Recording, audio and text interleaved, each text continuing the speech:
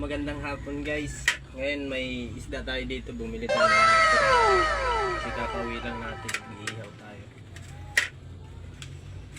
Na-miss natin ang isda eh. Yan. Sarap.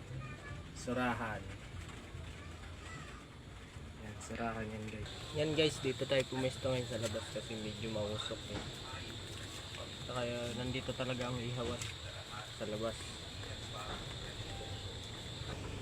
Hindi pwede kasing hindi matanggalin kasi medyo matigas yung balat para luto talaga yung laman niya.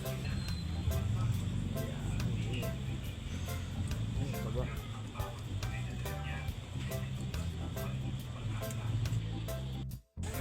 Kabila guys. Mata na natin kabila.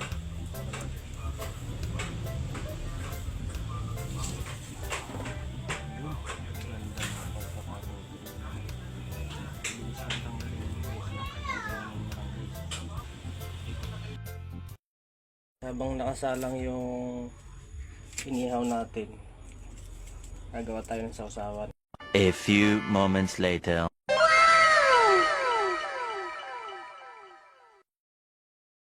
Kain tayo guys.